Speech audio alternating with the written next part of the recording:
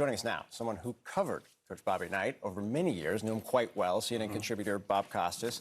Besides the fact that the most important element of his bio is that he's an Ohio State grad, which I think we can all acknowledge. Played on national championship team there with yes. John Havlicek and Jerry Lucas, who were in the Hall of Fame. Yeah, we were talking about that during the break. There you go.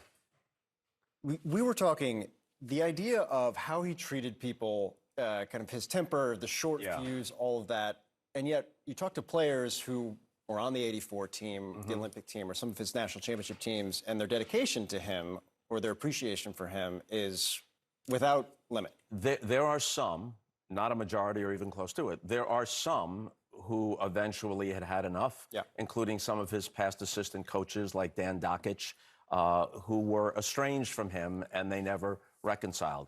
But the vast majority of those associated with him eventually were able to put all the seemingly unnecessary flaws and excesses in context, not just with his brilliance as a coach, but with the fact that he drove most of them to be better players. He did insist that they go to class. There was never a hint of a recruiting violation. There was a certain internal gruff integrity to what he did. And he also did many, many charitable things for which he never sought any public attention. The one that did come to public attention was that Landon Turner, who was part of his 1981 championship team, shortly after that would have played in the NBA, paralyzed in an automobile accident. And Bob Knight called Red Auerbach, who ran the Boston Celtics, and said, toward the end of the draft him, which he did, which was touching. You know, this comes to mind. I interviewed Bob Knight I interviewed him many times, but the clip of him at Assembly Hall, my critics can kiss my hindquarters, right? That came from that came from that piece. And in that piece, and I don't even know if it made the cut, Hank Iba was a legendary coach in the 40s and 50s. The game had passed him by, and he was the coach of the '72 Olympic team that was robbed of the gold medal in some kind of crazy series of events against the Soviet Union in '72. And had Iba coached a different strategy, they would have won the game. He brought Hank Iba to be an assistant in 1984 on the Olympic team in Los Angeles. Mo Iba, Hank's son, told me that it extended his dad's life by 5 or 6 years because it gave him a purpose. Okay, so I bring this up to Bob Knight. He almost wept. I could see the tears in his eyes, and he was choking back the emotion. That mattered to him. You know, he lived in his own world. It was kind of a 1950s world. He didn't understand political correctness, and he thought that his coarseness and his hard driving approach would make better men out of those in his charge. It wouldn't fly today. He was a very complicated person, and you could not excuse or even rationalize his excesses, but he had many, many admirable traits. And that's why you say, Bob, he stood for a lot of good things, too. He did. He did stand for a lot of good things. As John Feinstein, who wrote the book A Season on the Brink, spent an entire season with Knight, described it today in the Washington Post. He was almost a Shakespearean character with enormous virtues and strengths and enormous, conspicuous, self-sabotaging at times flaws. Top 5 best sports books of all time. Yeah. You had a good relationship with him. You're a reporter.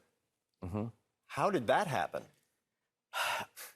I think some people initially vouched for me, some people close to him, but I was able to ask him every tough question. It's knocking around on YouTube, the piece I did 30 years ago on NBC with him, and people can see. I asked him every pertinent and tough question, and he pushed back on a lot of it, but I think he felt if you were prepared, that he would respect that. If you were honest and straightforward, he would respect that.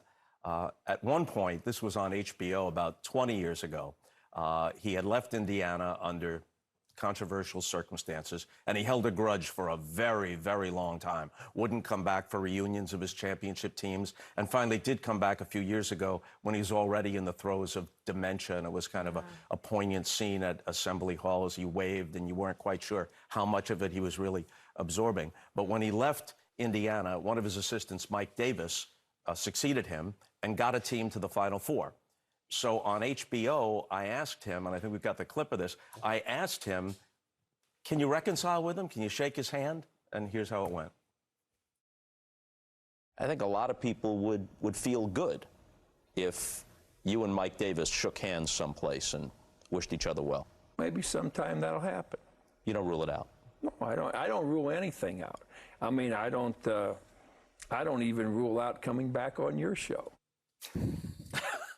he could be really funny. He could be really endearing. And now I just realized something. This is a different gray suit and a different black shirt.